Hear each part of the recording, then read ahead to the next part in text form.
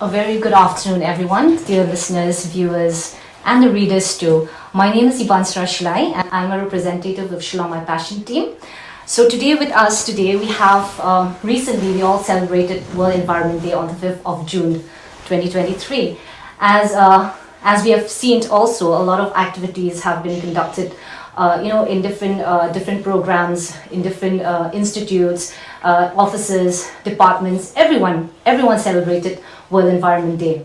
But if we look at Shillong today, right from the time when we enter Shillong, we look at the streets, we look at the roads, we look at the shops, we look at the rivers, we look at the mountains, everywhere, everything. The whole place is it's filled of plastic, with colorful plastics. This is very alarming. Can Shillong beat plastic pollution? So today with us we have four panelists: Kong Patricia Mukim, Sir Brian Wala, Sir Karmo, and Sir Balwan Joshua Mauri. These four people will speak out, will present to us their ideas, their thoughts, their experiences, their knowledge in this discussion on can Shillong beat plastic pollution. So can we have an introduction from each of the panelists? Hello everybody, my name is Dr. Balwan Joshua Mauri from Shillong College, and I'm very grateful for Shillong My Passion for organizing this beautiful program, and I'm very fortunate and lucky to be among the stalwarts of society here with us and to talk about a very important subject matter when it comes to the environment, and that is how we beat plastic pollution, especially in our city. Hi, I'm Patricia Mukim, and I'm the editor of the Shillong Times, but I also lead this movement called Operation Cleanup. Four of us here are from the Operation Cleanup team.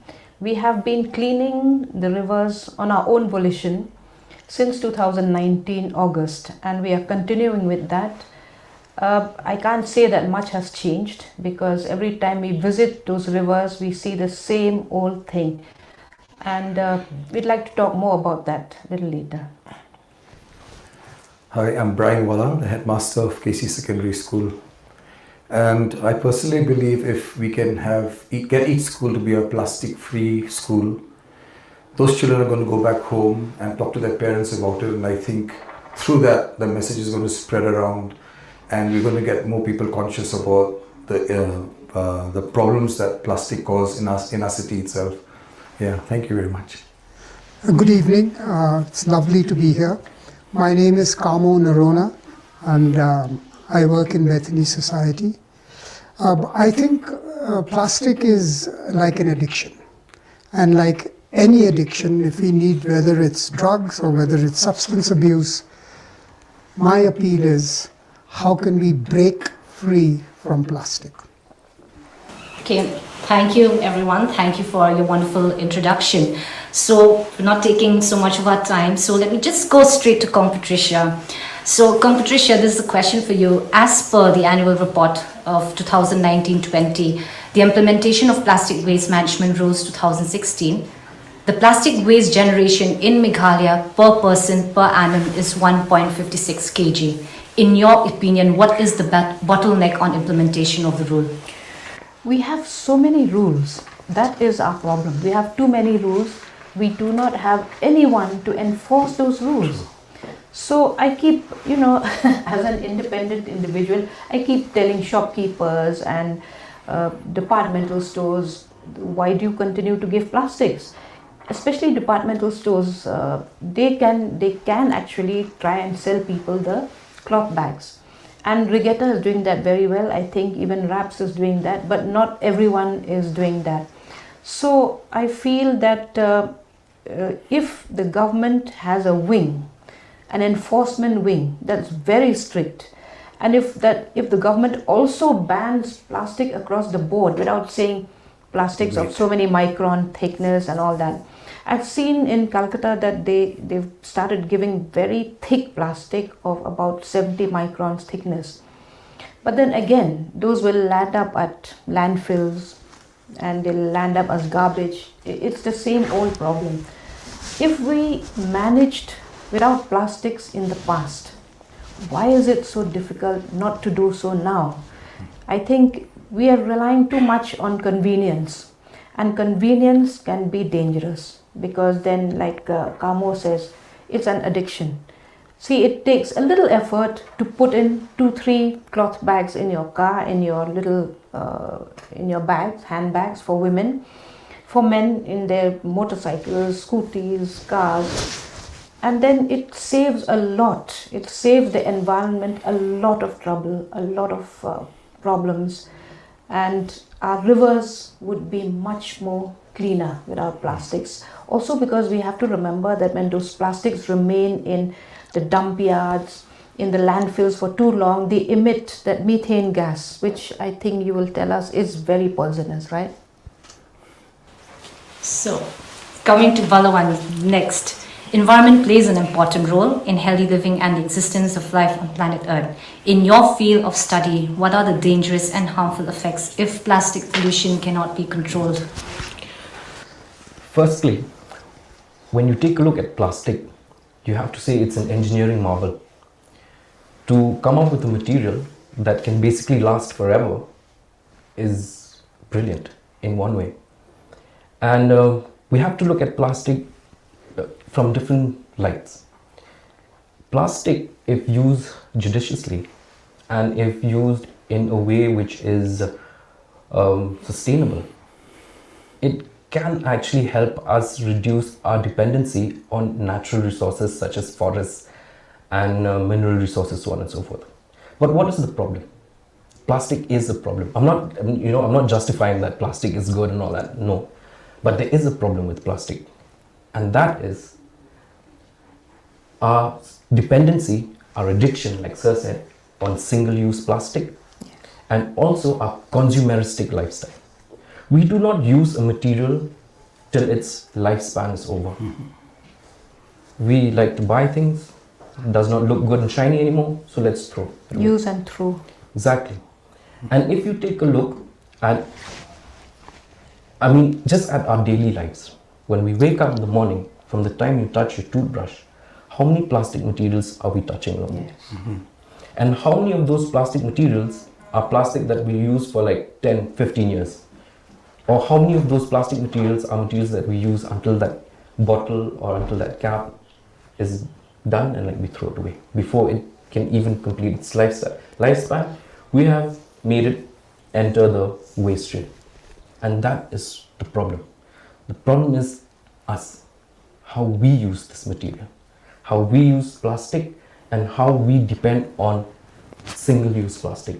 And the notion of single-use plastic, the concept is very flawed in itself. Why would you take a material that is designed to last for hundreds of years and make something that can only be used once? So we have to eliminate that. And at least, I'm not saying we should replace all plastics, it's an impossible task. But if we begin, or we can start from at least removing single-use plastic, then we're heading in the right direction. And talking about the harmful effects of plastic, you have to understand that plastic, when it's thrown away, it does not degrade.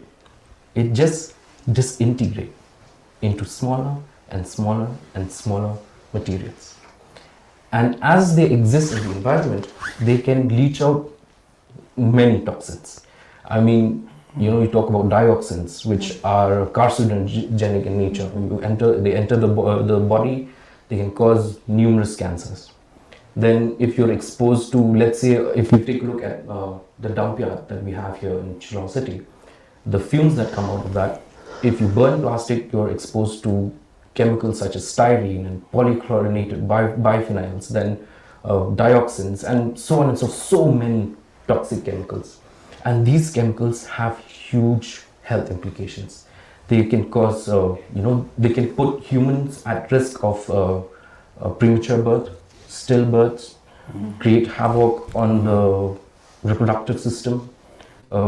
If you inhale plastic fumes, you are at risk of getting numerous types of cancers. Child cancers also are increasing because of exposure to toxins from chemicals.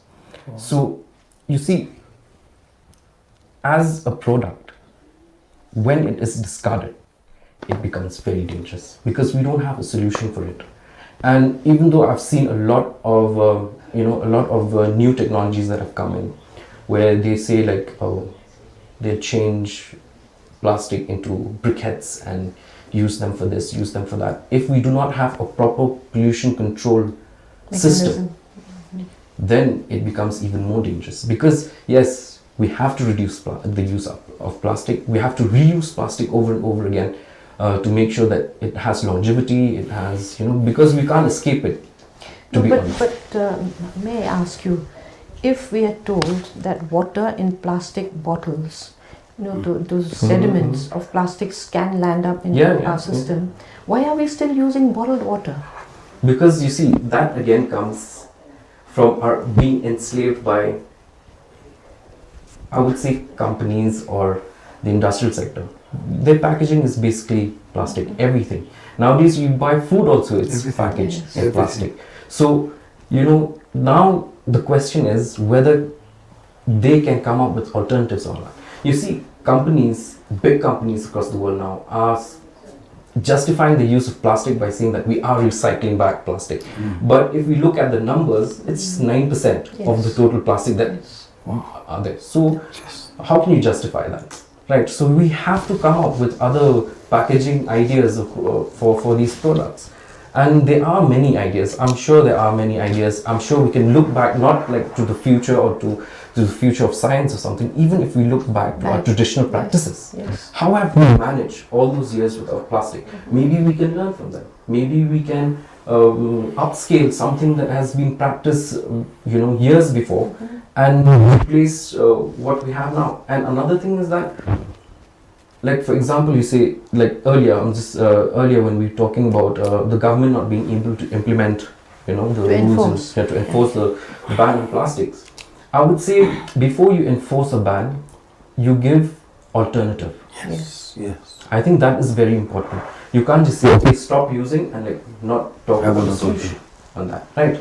And also, just because we are giving an alternative, we have to make sure that alternative is actually more profitable than the conventional material.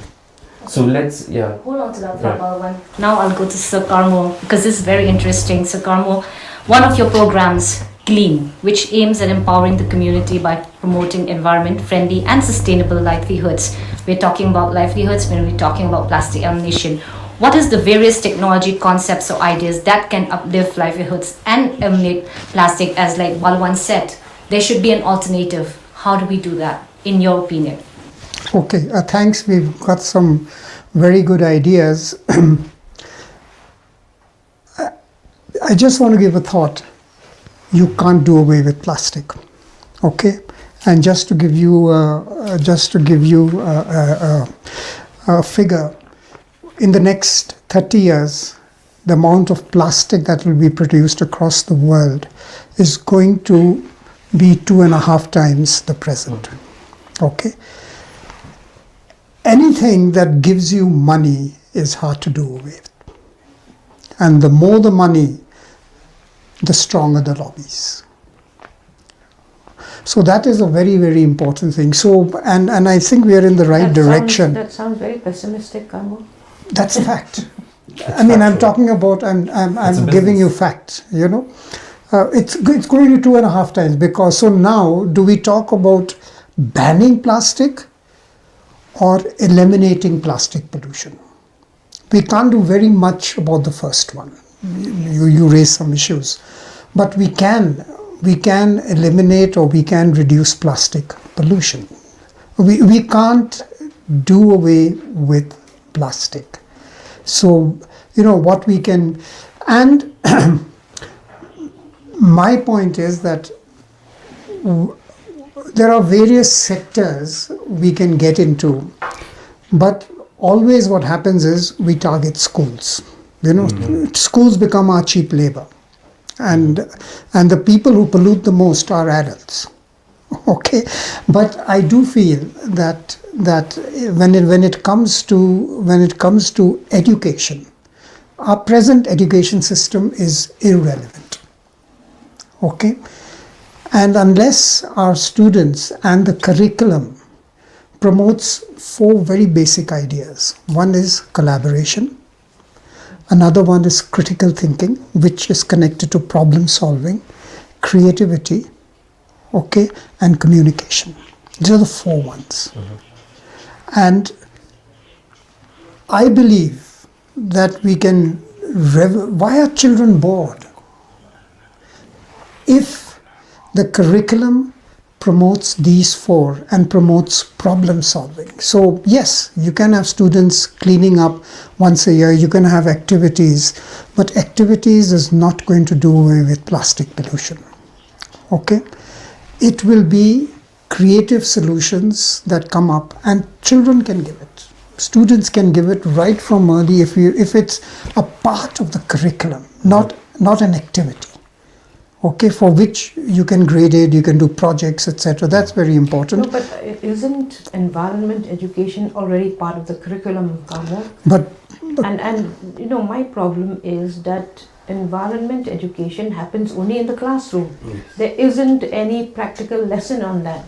so that's exactly Students what are not I'm. even allowed to go and dirty this. So that's dirty your feet in that's the river. exactly what I think Brian's students are the only ones who Yeah. really dip there. And we started that in, we had a program, Education as if the Earth Mattered, about maybe 15, 16 years ago, where Kiddies Corner was one of the schools, where the schools actually had a water monitoring kit, and we monitored the waters right through.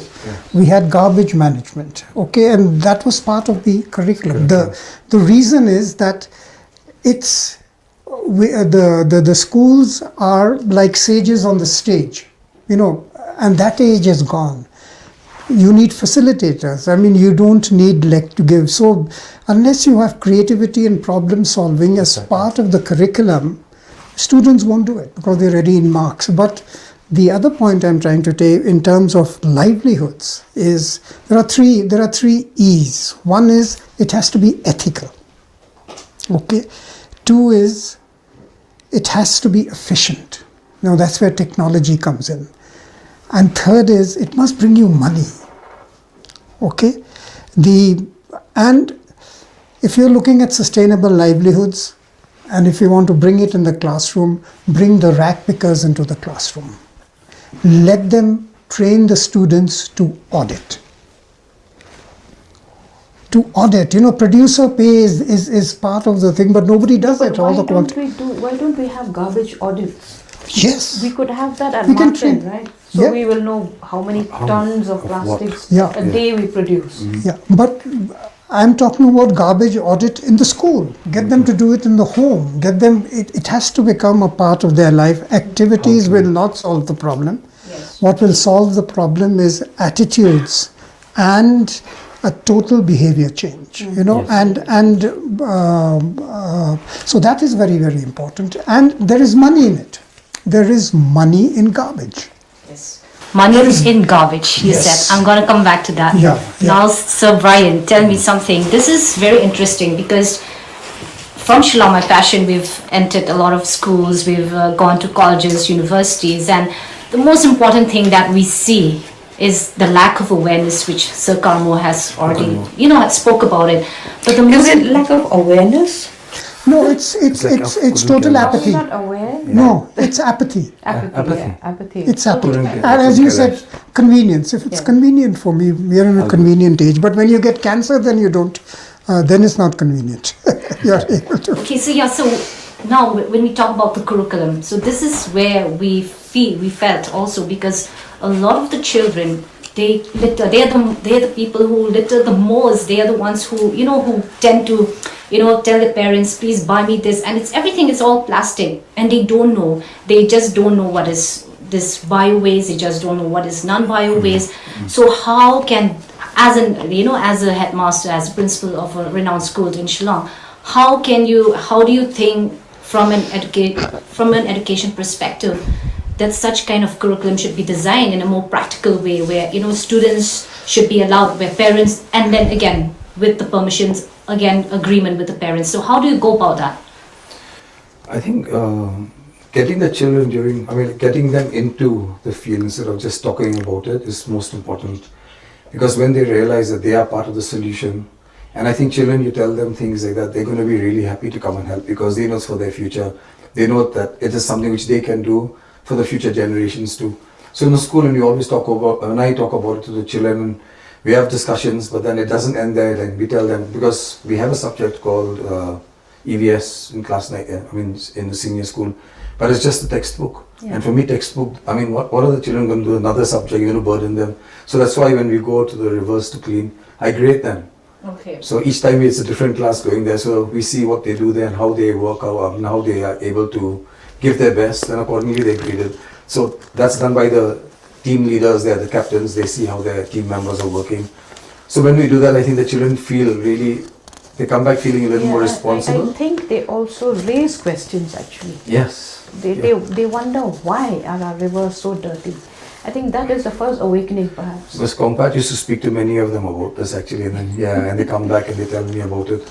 And I think even the smallies too, and you talk to them this time when we had World Environment Day, and we just spoke about the whole situation. And then many parents said that the kids went home, they were talking to them about this, like why, and they were trying to find out solutions. And as you said just now, as Sir was saying also, it's when everyone gets together and thinks together, we will be able to do something about it. But I feel if every school takes initiative, it's going to help a great deal.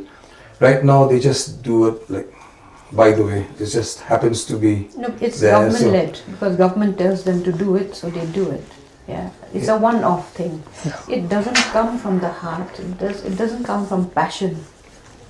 Because the street just from Edmonds to Fire Brigade, I think that's the place which we really take care of regularly, and this year we did the same thing. And it's the children, when they come back home after they finish the cleaning drive in the evening, when they come back and they see people have messed up, and again they feel so sad and say, oh, look at us. So they feel a sense of ownership. Yes. And once they feel that sense of ownership, they're going to take it a little more seriously. So when they see people walking through and throwing anything there, they stop and ask them, like, please, can you just pick it up? I know some students feel offended, but I really don't mind, because now these children have started asking questions and even telling people what they're doing is not right. It's true, because it's for their future. This what we are doing now, because we are doing all, throwing everything. We have messed up their future. We have messed up their Yes, future. So yes. it is our right now to bring that back. But as the headmaster, so what are the kind of practices that you practice in school for your kids, apart from taking them to the to the rivers and doing these cleanups? Okay. Do you have a program? Not exactly a program, but we have a subject in school called CE, it's Creative Expression. So that's the place, that's a class actually where I do a lot of recycling. I brought some stuff here which we made in school, Oh, so that's nice. you can check it out. Yeah. See that? Where we use like bottles, these are the Sprite bottle. Wow. This is beautiful. This with the containers, no? Okay. Yeah, we just made a small, And this is one of those, like a small jerry can, but this is what they made a flower pot holder and just stuff like this. And so, the sand and the mud, soil was all dry, so I took out the plant. But stuff like this, I'm saying we encourage children to make, so So at they least know the value of. yeah, and when they go home, and many of them now started selling them. They started making stuff like this, selling them. So I thought it would be a really good idea if we can teach village folk where tourists come, a lot of tourists, so if we can train them and they can make this and sell it back to the tourists, at least then that area will be a little bit better than it was earlier, Yeah, so this can be like an idea or concept for any locality, especially the tourist spots. True. Because I've even seen people have woven baskets out of chip packets. Yes. Yeah. I have samples at home actually, really beautiful, and that's not in Nagaland, in the jail. The inmates, they teach them weaving, but using chip packets, and that's one of the biggest pollutants actually here. Yes. Chips and biscuit packets. So if they can do that, I'm saying at least a big chunk of that garbage will be got rid of in a good way. Okay, it's very interesting. So Brian, and the fact that you're encouraging your students to take up, and the parents should feel proud actually, because of the reasons that such creativity is coming out from a school level, and again understanding the impact of these plastic on the environment. So Kongpat, again coming back to you, you've been with OCU, you've been the team lead for the last 4 years now with OCU, and recently also you wrote an article where you were cleaning one of the rivers in Umpling during the World Environment Day, where these houses, they were like, there was no septic tank, there was no proper drainage system, and everything is going to the rivers. what do you think is the role and responsibility of the Darbar Shillongs, and how can they levy some stringent rules and laws into this? See, we have a lot of legacy issues. We have built wherever we want over the years. There have been no regulations, no building regulations. I don't know what sort of building permission is given, because nobody really comes to check. We've been cleaning Umkalyam. On both sides there are houses, and they release everything into the river. We found pipes that bring rice right from the kitchen straight into the river. Then you have, so the role of the State Pollution Control Board is also to be questioned here, because those cars that are being washed in the middle of the river are doing that continuously, despite our objections, despite our bringing it out in the news. Now they are saying that they've become very strict, and that is because everything has come from the top, because the Chief Secretary is very involved, and that is because the High Court is after them. So, you know. I remember there was even someone collecting money for those cars to be washed. No, that woman has been given a notice. But imagine, she was collecting money even though it's illegal. Yeah. And letting cars go in. So we don't know who the river belongs to. Yeah. If it doesn't belong to that woman, what right has she to collect money for cleaning those cars? So the system is all over the place. We have too many institutions, but none of them are actually doing their work. District Council claims that the rivers are under their jurisdiction. Well, what have they done? Darbar Shillong, they should be inspecting how the houses are built, because when we were cleaning that river, the water came right on our heads. Yeah. Now I heard that they've been given show cause notices, and that for as long as they do not build those internal mechanisms for Per day fine. their septic tanks and all, they would have to pay 500 rupees a day. Per day, yeah. That's so, I mean, some stringent measures like that would help. But at the end of the day, I think more than the punishment, it's our behavior that needs to change, our mindsets, our sense of concern. And listening to Brian, to you and everyone else, I can see that now we are thinking of a bottoms-up approach. Teach the kids to go and teach their parents. We've come to that point today. It's not top-down anymore. But we have to use. And kids are very, very firm with their parents about that. When they see parents doing something, they say, no, too late. It's really true, because I do ask, some of the kids, and even let's talk in the family, we always say, if we say anything, they'll say, no, my teacher never said that. My teacher never did say this. My teacher told me to do this. So it's always the teacher. So it is right from the school level. It's right from the grassroots. And these are the things that we need to, we've spoken before, just this discussion. It needs to go from bottom up now, not from the top to the bottom, because then only solutions can be brought. Then these children will feel that belonging, because our generation, we don't have that ownership at all. No, also that, there is this sense of elitism in some schools. I think school kids have to really be grounded now, because we are facing a very dangerous situation here. Every time you see, you read, you panic, because you don't see a way forward. I mean, we are talking of all these global initiatives, global signatories to climate change and all. But how much is it really happening? Now it appears to us that having any meat is dangerous, because it's all plastics inside. Having fish is dangerous because there's plastic inside fish. Yeah. Then what are we left with? Yeah. Even now we can't have beef, you can't have pork. And all these are consequences of climate change. Yeah. Okay, so climate change, Balawan, any thoughts on that? Although climate change is a bit away from plastic pollution, but it is very much part of. Plastic pollution causes core, a lot of these. You'd say greenhouse gases being emitted into the atmosphere. Like with plastics, for example, the moment even if you just leave them there, when they start to disintegrate, right? So they can emit a lot of these greenhouse gases also. Chances are there, possibilities are there. I'm not saying all, but a few polymers can do that. Then burning of plastics also can emit a lot of these chemicals that can behave as greenhouse gases, and but then there are like so many factors, like when we talk about like climate change, there's so many factors that affect climate change, and one of the major factors is carbon footprint, and even plastics, the production, the usage, the disposal, all the process of which the plastics go through, that leaves behind a huge carbon footprint. So even now, let's say if there's a company that says, that comes in like, we'll make bricks out of your plastics and we will burn it and we will use it in a machine, whether that machine will emit carbon emissions or not. Like, we have to look at how much carbon sequestration carbon emission takes place, and what are we going to do about the carbon emission to fight that carbon emission. So it's all interlinked, actually. Interlinked. And we are losing the capacity for carbon sequestration because we've cut our trees, no? We've cut our trees down.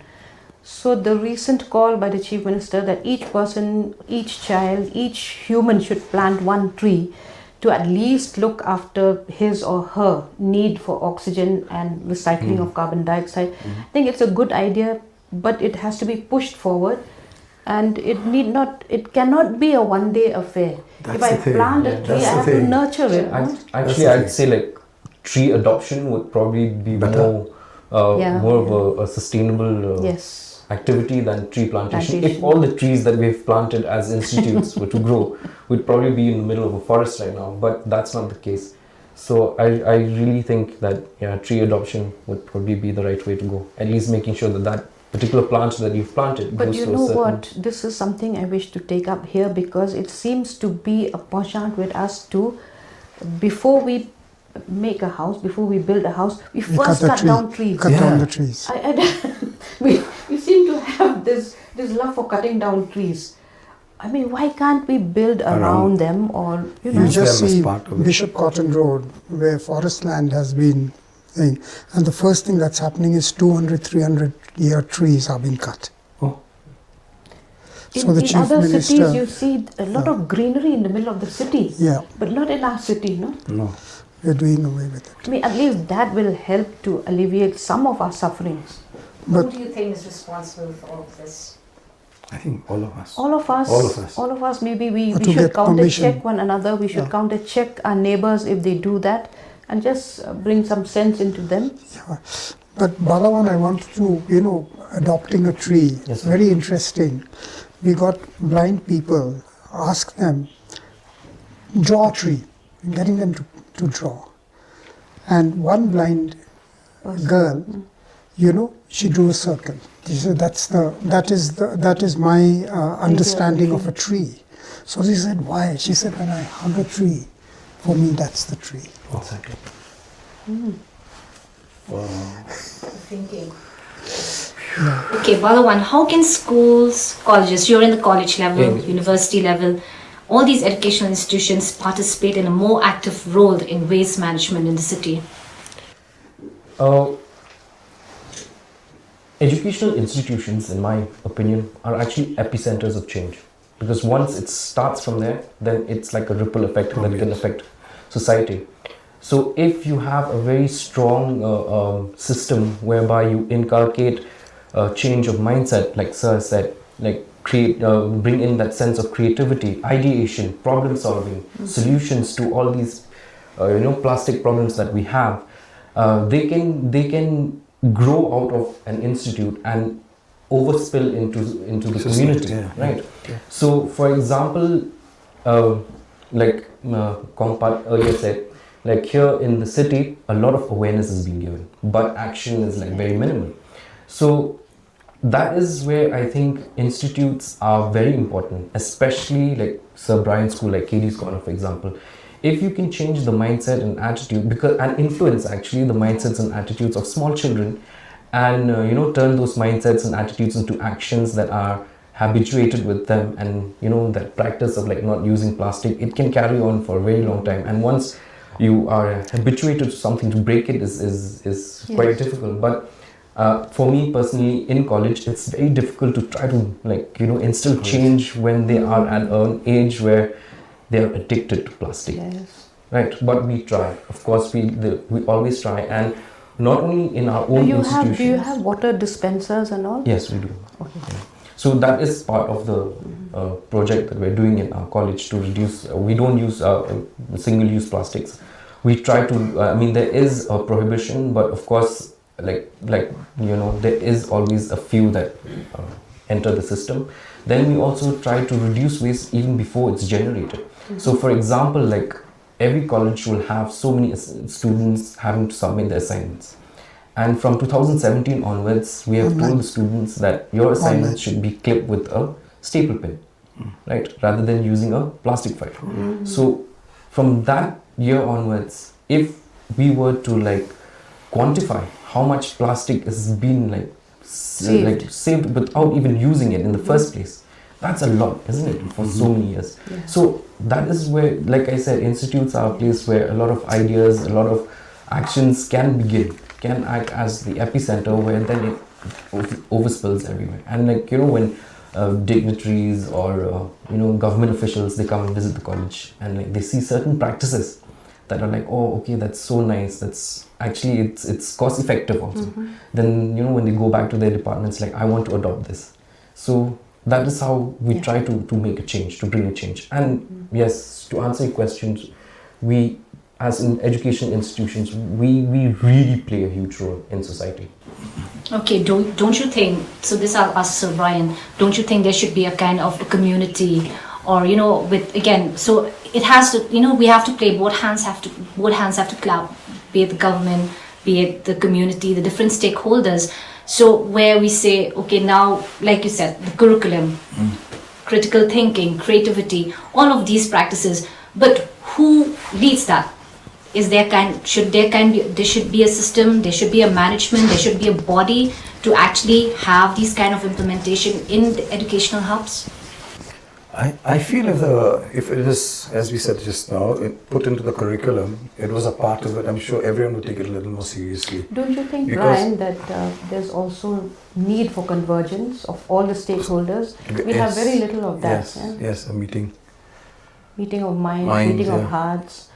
Maybe the Darbar Shillong can be more sort of proactive if we bring them to work together with the schools and colleges, which we never do usually, no? Yeah, I don't think they even know who the headman of the locality is and stuff, so I don't think. Because I think when we have small functions, they can organize things where they can get on a smaller scale in the locality. Suppose you ask a headman to come and address the schools on how to beat plastic pollution. It would really hit that, that he has to start it in his own locality. Yeah, as I said, if it's part of the syllabus, I'm saying it'll be much, much easier for everybody, because then, and even the kids would take it a little more seriously. Parents would take it more seriously. I think the children take it seriously, but the parents don't. They say it's like wasting time, and it's not part of it. You're not going to get marks, so they don't really encourage their children to use their free time to come and help us out. We have to say it's compulsory. We have to say something like that. Then, and the word compulsory has to be there. Then you see everyone taking part in it. But if it's a part of the curriculum, I'm sure it'll be really, really helpful for everyone. But it should be a culturally appropriate curriculum. Yes. We should, and more practical it should be than tailored theory. to our problems Exactly. here. We can't have one textbook written in Delhi to be read here. This is what's doing us harm. 100%, I agree. It should be by some who live, people from this region only, who know about. The examples must be from here, from closer home. Yes. The rivers should be from here, than the Ganges or some. Because I think in 2018, the World Environment Day, I took them to Peninsula there was a play, a living road bridge which needed repair. So I took them as class 10 as their project for EVS. So I'm saying, where would they get a chance again? So they went there, they helped to climb up the hill, cut down the bamboo and make it into rope, and then help them to repair the whole living road bridge. And the kids loved it. When they came back, they wrote fantastic reports about the experience there. I think learning that and going and learning something like that, they'll never forget. They'll never forget. And these are the things we can do actually in whatever level, whether it's like class 1 or class 10, we can do it. Why not? True. All schools can do it. Yes, everyone. And there's so much here we can do. There's so much. I mean, the forest in Motinagar is just so close, walking distance from so many schools in Aimo. You can easily go up and do something there too. Yes. No, now there's no more nature rambling, you see, in schools. When I was teaching in Holy Child, I was taking the kids out to have a class in the forest. Yes. Because that's where you can identify herbs and all sorts. stuff. All sorts. Oh my gosh.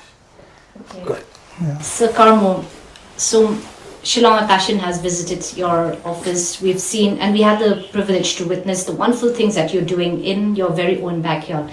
Do you feel that houses adopting such sustainable ways of living can make an impact? Yeah, I think so, and I think that what works best is models. By the way, I hate to disagree with you, but I find the most passionate young people are either college students or just, you have an example here, you have an example there. They are really, really very passionate.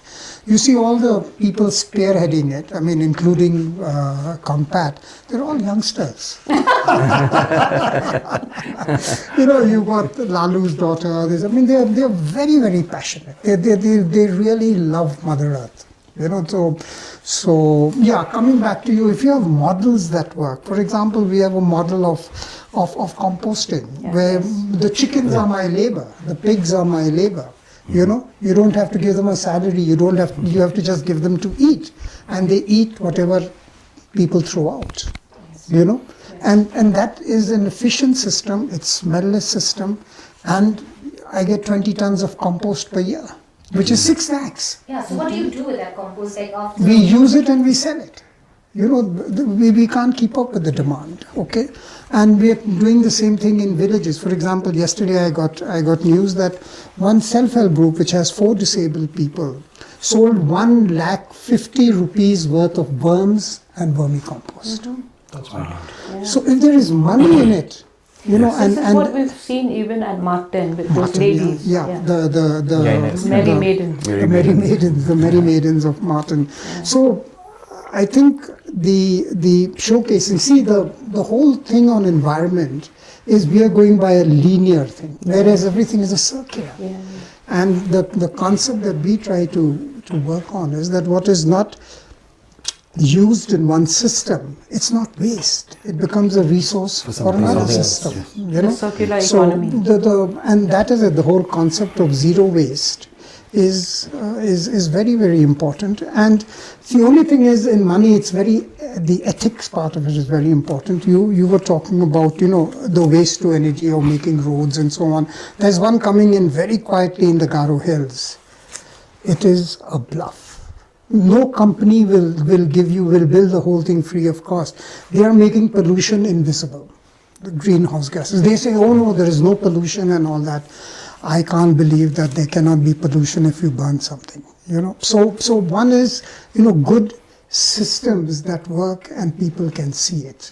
So we do the same thing with water. Are you speaking of that South Korean waste management system? Yes, okay. Yes. Will you please read about it? I belong to an organization which is a global alliance against incinerator, to look at incinerator alternatives, okay?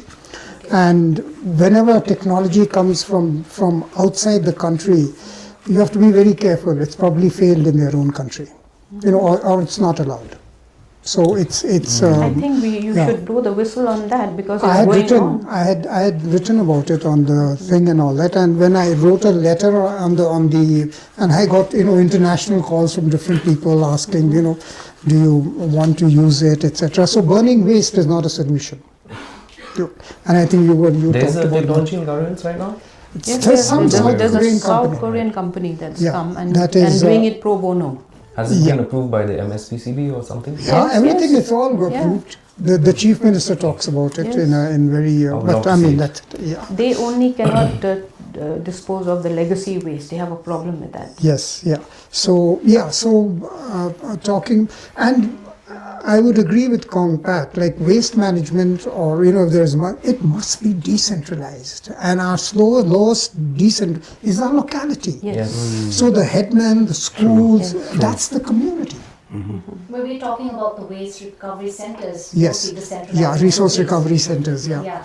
So how, in your opinion, because these are the kind of alternatives that we need to come up. So you talk about technology, but can technology be introduced in the city, in the state, so that all of these kind of things can there can be a livelihood, it's sustainable at the same time. So just a few thoughts from your end, So I think it's very, very important for students, for all of us, first of all, to to identify single use. For example, I don't know whether you're aware, one of the greatest polluters of plastic is cigarette butts. In the cigarette butts, there are those microplastics. Okay, we should, if anything that should be banned, it should be banned. Bottled water should be banned, but there is huge money in it. It's single use. Okay, cook at home. Now the big thing is you get takeaway, and all takeaway is single use plastic. So I mean, these are things that need to go back, to the community, and to parents. Also, when you go to the market, I think you need to buy in bulk, because everyone now has a fridge and rather than bringing those plastics every single day, you need to buy something. I think it's good to make out a list and do a once in a week shopping. At least you're reducing something there. Yes. See, and the other thing you were talking about, tourism, and money from it. There are, in Sikkim they are doing it. They do not allow tourists to bring in bottled water. Yes. But what have they done instead? They have regenerated their spring, they've got the water tested, and they say, for a bottle, for your thing of water, we will charge you. And it's pure spring water. So you are conserving the environment, you're conserving your springs, and you're not allowing. You take Mawlan, where do they throw the plastic? In a cave. Because we can't cope with the plastic. No, there is no waste management beyond Shillong. Yes. All the rural areas are just managing by digging into the ground and putting all the plastics there. Yeah. So no, what you were saying is that regarding technology, you can't bring in technology but what you can do is you can do resource recovery. And then, you call their rack because they're doing it, and then you cluster it, and then you get people to buy it in bulk. Do you understand? And I think the hub should be the locality. Yes. Who should be cleaning up the river? The locality.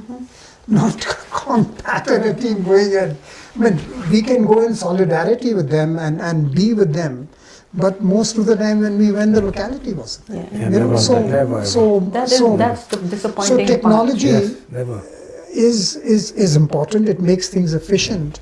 But the point is it necessary? You can't say only when technology comes, we are going to start segregating. You segregate, the market will come to you. No, I was just going to ask you if it is possible to take up with the government that anywhere where there are big markets, you can have that big TV screen showing them again and again the dangers of using these single-use plastics. If they are bombarded, those fish sellers, vegetables vendors and all, maybe something will get into there. No, but if that is banned, Pat, why are they coming into the market? If it's single use, they should not come into the market. That's there true. is a rule. That's true. Recently, that was also announced that we are going to ban single-use plastic, but we're still seeing them there. So when are they going to ban it? I think these are issues also that we need to raise. Yeah, that was your first point. No, you said, how do you implement? Enforce that. How do you enforce? Okay, so we're running out of time, but I'm just last question to Pampat. How can small actions contribute to a bigger picture? What small actions do you feel individuals should do? I think it has to begin with me. I can't preach to the world something that I don't do. So I consciously reduce the use of plastics in every way I can. And I tell others around me, my neighbors, my whoever, I know they don't like it, but I still tell it. And when I go to shops, I tell them also. And each one of us have to be concerned citizens, because it's nobody's, it's everybody's responsibility. No single person can take the burden of the whole world. So that is important. I should start with myself. I cannot be telling people to do things if I'm seen with a plastic bag carrying vegetables or something. True. Think globally, act locally. Yes. Think globally, act locally. Yes. One last message from each one of you to the viewers. I would just love if everyone took care of the environment on a personal level, like realizing that they play a very important role in this, and not to think that everybody else has to do it when they just walk by. But they should be a part of the solution too. Because I think each one of us has a role to play if we want our town, our city to be much, much cleaner and better without plastic. I think all of us have a very, very important role to play. Yeah. Thank you, Sir Brian. Other one. I think I would like to tell people, like, also consider environmental cost in whatever you do. That is very important. Think of the environment as a person, empathize with that, and make sure that whatever you do does not hurt the other person. So if we can inculcate a sense of environmental cost in our actions and genuinely act to reduce that cost, it will greatly help towards a better future for the generations to come. The environment is me. I am the environment. I'm not outside it. The problem is we think it's outside of us. Exactly. We're doing this, we're doing that to the environment. We're doing it to ourselves. So that realization is very important. That I am the environment and what I'm doing to it is affecting me. Thank you so much, everyone. It has been a very interesting topic discussed about. Yes, there's so much more that we can do, so much more to discuss. But yes, there's always a platform for us next time. Maybe we can invite more people, more speakers, more experts. But thank you so much once again. Invite some kids also. Yes, kids. Yeah, Yeah. let them speak. Yes, problem solving, because they are the ones who's gonna be, taking up this into the future. Inheriting a very dangerous earth. Yes, that's true. So thank you so much. Thank you for your time. It was a pleasure to have a discussion with each one of you. You're bringing into your educative knowledge, information, concepts, technology, all of these things, rules, acts. How can we all go about it? How can it starts with me, it starts with you, and we all have a role to play. So thank you so much, viewers, for your time, and see you all next time. Thank you. Thank you. Thank you.